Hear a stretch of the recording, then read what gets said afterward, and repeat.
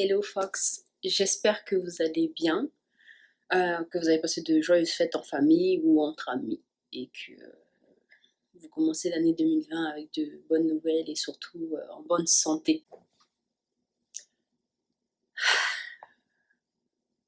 Oh. Je suis stressée, je sais pas si c'est le terme, mais je suis angoissée. Je me sens angoissée. Je pensais pas que ce serait difficile d'être face à la caméra pour faire ce que je m'apprête à faire. Sincèrement, je pensais pas que ça serait aussi difficile. J'ai du mal, mon cœur bat très vite et ça fait quelques mois que j'ai pas filmé, en tout cas pour les personnes qui me suivent déjà. Ça fait, je pense, près de 9 mois que j'ai pas fait de vidéo, mais c'était volontaire, simplement parce que je me sentais plus en phase avec moi-même. En fait, j'en avais assez de montrer une personnalité de moi qui n'était pas tout à fait moi. J'ai décidé de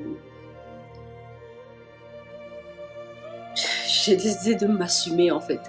J'ai décidé d'être qui je suis. Donc aujourd'hui, je reviens avec une vidéo un peu personnelle. Je sais pas du tout à quoi ça va ressembler parce que très honnêtement, je l'ai pas préparé. J'y ai pensé longtemps, mais je l'ai pas préparé. Je sais pas par où je vais commencer, mais certainement par le début, donc ma naissance. Mais avant de commencer, je voudrais juste préciser que s'il arrive que j'ai l'air détachée ou que je rigole ou je ne sais quoi d'autre, c'est simplement parce que pendant longtemps, j'ai gardé le silence.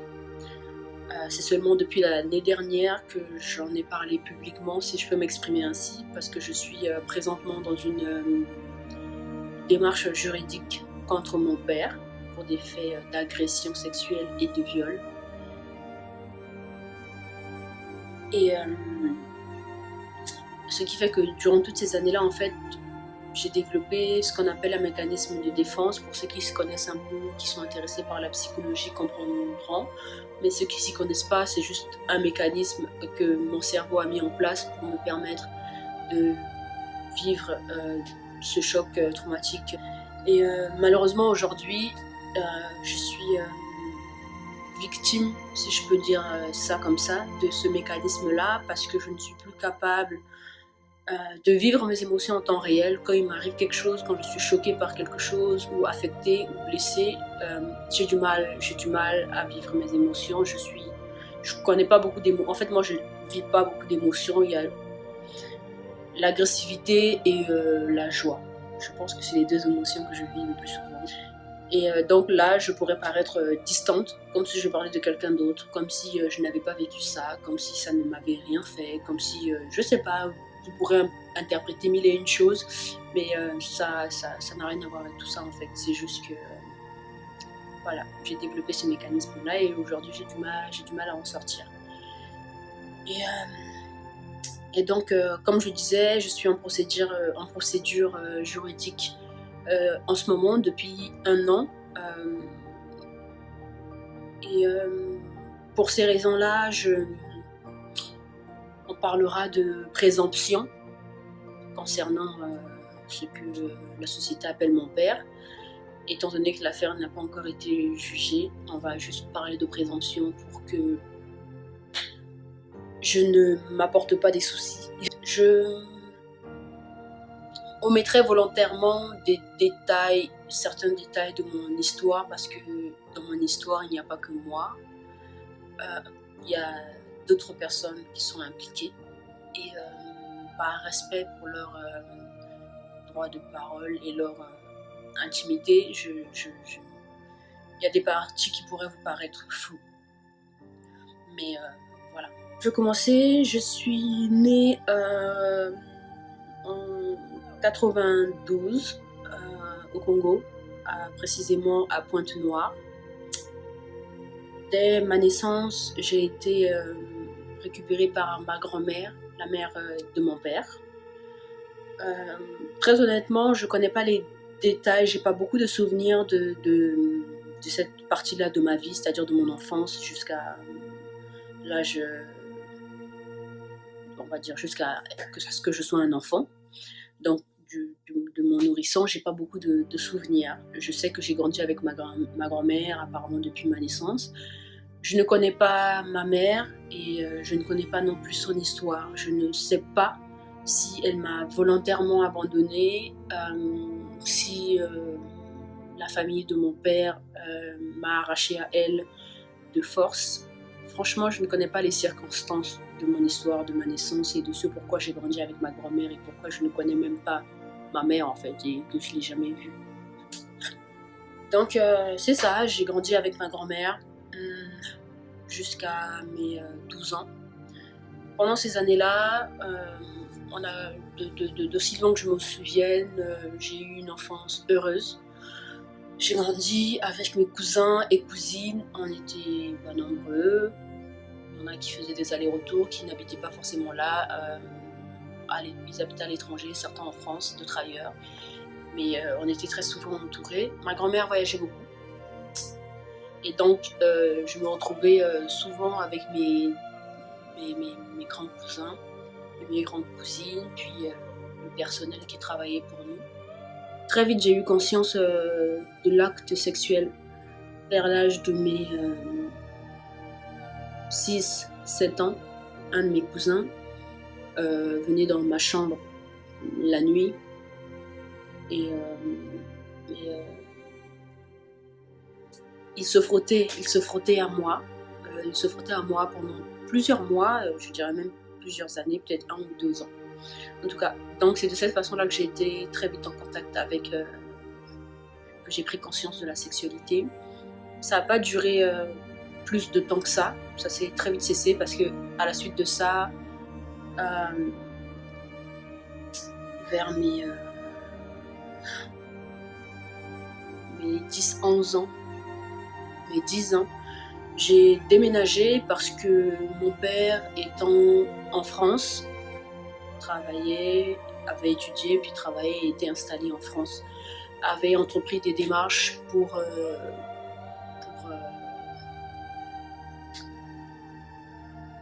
ma sœur et moi, pour que nous puissions le rejoindre en France. J'ai eu ma nationalité française et donc je suis arrivée en France, j'avais 12 ans. Donc j'arrive en France et c'est là que je rencontre mon père pour la première fois. J'arrive, j'étais heureuse. Enfin, j'étais timide parce que c'est quelqu'un que je connaissais pas non plus. Je l'avais jamais vu jusqu'à ce jour-là. Je n'ai pas le souvenir de lui avoir déjà parlé, mais je pense que oui, parce qu'il s'occupait de nous à distance. Donc quand je suis arrivée, je l'ai rencontré lui en même temps que la copine qu'il avait à l'époque, qui est aujourd'hui sa femme. Puis ils avaient déjà un enfant. Donc là, bon, moi j'arrive dans un environnement qui n'est pas le mien, dans un pays que je ne connais pas, dans une culture, on va dire que je connais, parce que bon, ma grand-mère nous a quand même élevés dans une culture occidentale. Mais je suis heureuse, je suis dans le fond heureuse parce que je vais rencontrer un homme que j'ai idéalisé toute ma vie. J'arrive, le climat est particulier parce que j'ai 12 ans.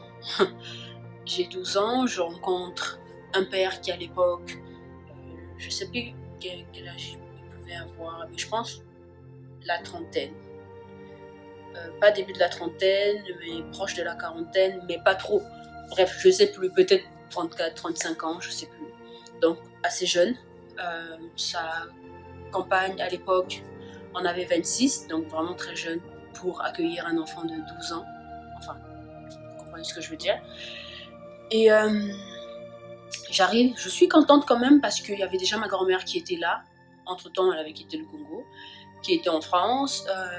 La sœur de mon père était là, que je connaissais aussi, une tante qui venait de temps à autre au Congo, donc je connaissais puisque j'avais grandi avec ses enfants.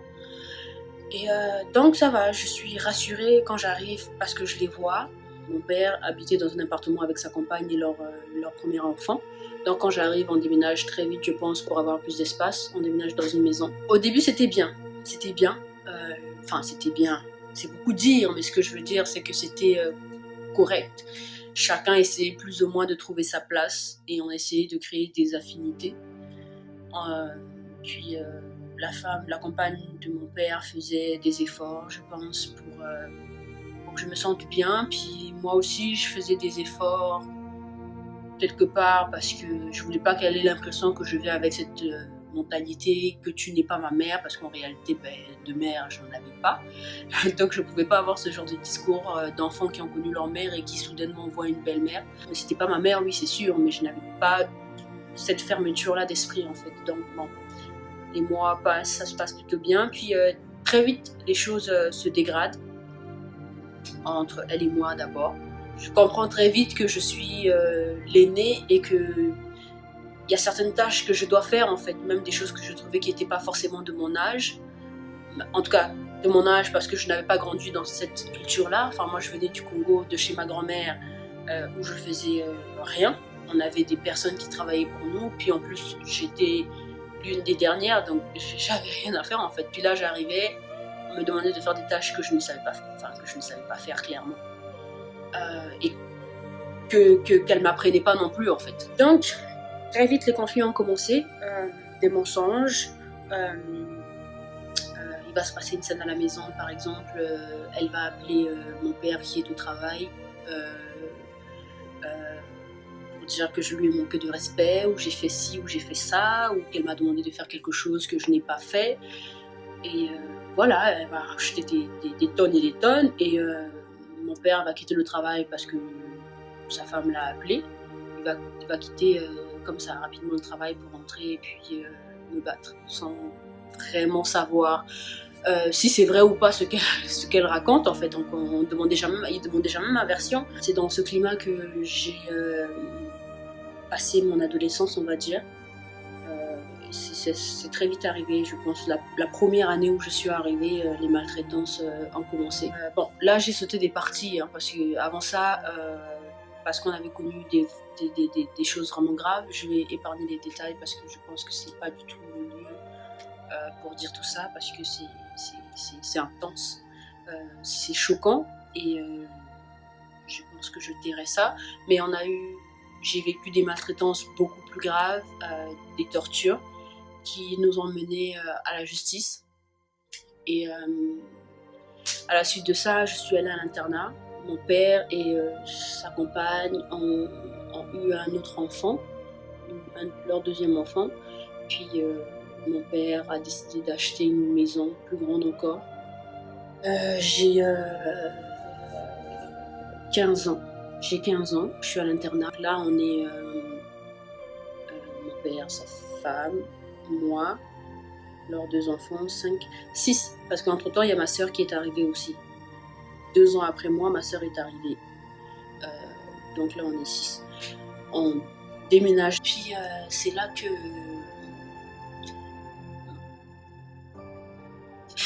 c'est là que les maltraitances de la part de mon père vont diminuer pour laisser place aux agressions sexuelles. Et les maltraitances de son épouse, qui était maintenant son épouse, vont commencer réellement. Et donc on déménage, c'est ça. Déjà qu'on arrive, moi, j'ai pas ma place dans cette maison parce que je suis punie. J'étais souvent punie, en fait, pour un an. Hein. Je faisais rien de grave. Franchement, j'étais pas un enfant cancre. J'ai jamais été cancre. C'est vrai, j'ai toujours eu du caractère. Je me laisse pas faire. Quand j'ai quelque chose à dire, je le dis, quoi qu'il m'en coûte, en fait. Et c'est cette personnalité que j'avais même face à ce monsieur, mon père, et à son épouse, en fait, quand il y avait quelque chose qui n'allait pas, surtout quand c'était injuste, parce que moi j'ai en horreur l'injustice, je me faisais entendre, en fait. Et ça me coûtait des coups, évidemment, mais je le faisais quand même. On arrive dans cette maison, j'ai pas ma place parce que je suis punie, donc tout le monde emménage, en fait. Tout le monde trouve des décos parce que là, chacun avait sa chambre. On était déjà rendu à 4 enfants. On était 4 enfants, puis on avait chacune notre chambre, parce qu'il n'y avait que des filles. Chacune notre chambre, et toutes mes sœurs s'installaient. On partait faire les courses pour savoir ce qu'elles veulent comme décoration, les meubles et tout ça. Puis moi, j'étais à l'écart. Mon père me menaçait de me renvoyer au Congo. Là, ma grand-mère n'y était plus, donc évidemment, je serais plus avec ma grand-mère. J'étais pas installée, mes cartons toujours fermés. Puis voilà, on était dans ce climat-là. Puis moi, je retournais à l'internat en semaine, je rentrais le week-end, puis je sais pas, peut-être l'internat avait amélioré les rapports entre mon père et moi. Donc quand je rentrais, ça se passait un peu mieux entre nous, je ne me faisais pas toujours battre tous les week-ends. Je pouvais me faire battre au moins une fois par mois, 1 à 2 fois par mois, mais c'était pas tous les week-ends. Et puis là, la femme de mon père n'était pas contente. Elle était plus contente parce que quand il se passait des altercations entre elle et moi et qu'elle appelait son compagnon pour lui expliquer ce qui s'était passé, extrapoler comme elle avait l'habitude de le faire par le passé, il prenait plus nécessairement son parti. Il quittait plus le travail pour venir me battre. Il m'appelait pour m'engueuler et il me demandait qu'est-ce qui s'était passé et je lui expliquais. Puis avec le temps, il avait fini par comprendre qu'elle exagérait beaucoup, puis elle mentait aussi, et que j'étais pas aussi infernale qu'elle me décrivait en fait auprès de son compagnon comme elle le faisait à l'époque. Puis donc je sais pas s'il a commencé à se méfier d'elle ou à se dire ok, je devrais un peu plus écouter ma fille, j'en sais rien du tout. Mais ça avait changé, ça allait mieux entre nous et ça allait beaucoup moins avec sa femme parce que elle avait développé, je sais pas, une jalousie. Franchement, je sais pas. De cette amélioration dans les rapports avec mon père est née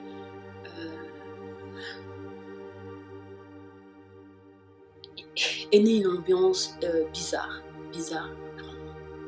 Je sais pas ce qui s'est passé entre le moment où il me battait tout le temps et le moment où les agressions sexuelles ont commencé en fait. Je veux revenir dans le passé parce que j'ai oublié.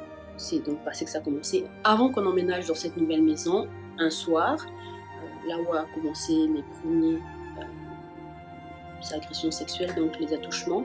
Juste pour les gens qui ne le savent pas, parce que je vois souvent sur internet, les gens ne connaissent pas la différence entre agression sexuelle et viol. C'est pas du tout la même chose. Juridiquement parlant, c'est pas du tout la même chose. Une agression sexuelle, c'est tout ce qui est sexuel, mais sans pénétration, c'est-à-dire des attouchements, caresser les seins, caresser les parties intimes, faire des allusions, des messages sexuels. Toutes ces choses-là sont dans les agressions sexuelles. Et on parle de viol quand il y a pénétration. Et pénétration de quelque façon qu'il soit, que ce soit fait avec le sexe, c'est-à-dire le sexe masculin ou avec un objet ou avec des membres. Et que ce soit aussi bien dans les parties génitales que dans la bouche par exemple. Là, on parle de viol. Donc les premières agressions ont commencé à ce moment-là. J'avais 15 ans, je partais sur mes 16 ans, j'étais à l'internat. Un week-end, mon père qui vient me chercher à l'internat comme d'habitude, puis il me propose d'aller visiter la nouvelle maison, la maison dans laquelle on allait déménager. Et en fait, il n'y avait pas de lumière. Donc il m'emmène dans cette chambre-là, et puis dans cette chambre, la chambre qui allait être la leur, en fait.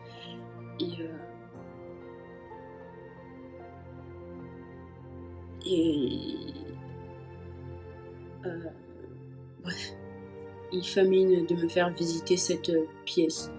Donc dans leur chambre, il y avait une salle de bain, donc on rentre dans la salle de bain, et il n'y avait pas de lumière, mais quand même assez, le soleil n'était pas complètement couché, on s'apercevait. Et soudainement, je comprends pas ce qui se passe. Il commence à me caresser en fait.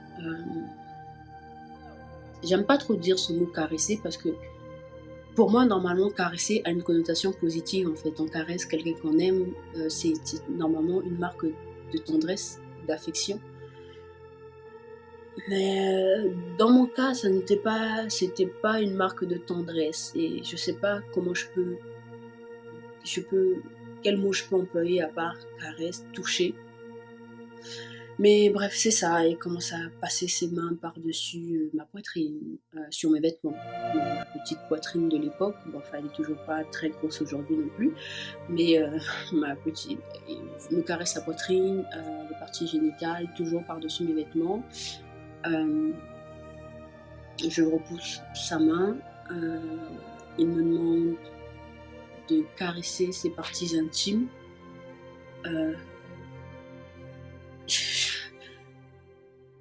En fait, je suis en train de me revoir à l'époque, puis je comprends pas comment c'est possible. En réalité, en fait, je comprends pas comment cette scène peut être possible sur Terre. Donc, je refuse de lui caresser, de le caresser en retour, et évidemment, les coups partent très vite. Donc, il me gifle violemment ce jour-là. Puis on sort de la maison, on rentre. Évidemment, il m'avait tellement giflé violemment que je me suis cognée, j'avais une bosse. Une semaine après, je pense, on déménageait dans cette maison et j'étais punie. Je pense que c'était à la suite de cette scène. Mais en fait, je savais jamais pourquoi j'étais punie, en fait, parce qu'en réalité, il n'y avait même pas de communication. Il n'y avait pas de communication. Soit j'étais battue, soit j'étais punie. Parfois, j'étais battue, après j'étais punie. Mais parfois, je ne savais même pas pourquoi. Je ne savais même pas ce que j'avais fait, en fait. Et quelque temps après, les rapports C'était la calmie. Les rapports allaient de mieux en mieux entre mon père et moi, mais je pense que c'était vraiment la calmie. C'était en préparation de vraiment la suite, en fait. C'était de la manipulation, je pense. J'avais oublié Est-ce que je peux dire oublier? Volontairement oublié, une amnésie traumatique. Je ne sais pas comment définir ça, mais j'y pensais plus, en fait, à ce qui s'était passé quelques temps avant, quelques mois auparavant. J'y pensais plus, je me disais non, c'est pas réel, ça s'est pas passé, ça n'était jamais arrivé, et j'y pensais juste plus. Et ça se passait tellement bien avec lui, je me suis dit, ok, c'était peut-être une erreur, je sais pas, il était malade, il avait bu, je sais pas, en fait. Après que ça aille mieux, mon père a profité de ce climat de bonne entente entre nous pour insérer ses véritables désirs. Donc un jour, une après-midi, il buvait son whisky et sa cigarette et il m'appelle dans le coin de la maison, puis il me dit qu'il veut me parler. Je lui dis d'accord, je l'écoute. Il me dit clairement, enfin il tourne pas du tout, il bégaye pas, il prend un temps de réflexion, de silence, et il me dit comme ça,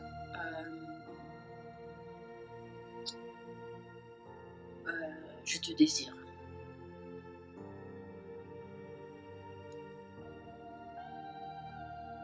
Il me dit cette phrase et en fait, je lui dis comment ça, alors que je sais ce que ça veut dire, je te désire, mais je suis choquée, en fait. Je suis choquée, je suis en face de mon père quand même, et il me dit qu'il me désire. Je me dis, mais en fait, cette scène est complètement irréaliste. Et donc je lui demande comment ça. Il me dit, tu sais très bien ce que je veux dire. Et je fais exactement la tête que je suis en train de faire là maintenant. Je regarde à gauche, je regarde à droite. Je me dis, mais en fait, qu'est-ce qui se passe? Et je me retourne et je pars, en fait. Je quitte la conversation. Enfin, la conversation, le monologue. Je pars. Je ne réponds pas, je ne dis rien. Je pars et je rentre. Et là, je cogite et je me dis, mais en fait, non. En fait, non. Je comprends pas. Je comprends pas comment une telle phrase peut sortir de sa bouche à mon égard. Je comprends pas. Donc, cette scène passe. J'en parle à personne. Et de toute façon, à qui je pouvais en parler, parce qu'en réalité, j'avais pas l'impression d'avoir le droit de parole, en fait, parce que dans ma famille, étant donné, comme je vous disais, que j'ai du caractère et que je dis toujours ce que j'ai à dire, j'étais considérée comme une enfant qui a une grande gueule, en fait. Et de ce fait, j'étais un enfant têtu, d'après eux, parce que je parlais, j'étais revendicatrice.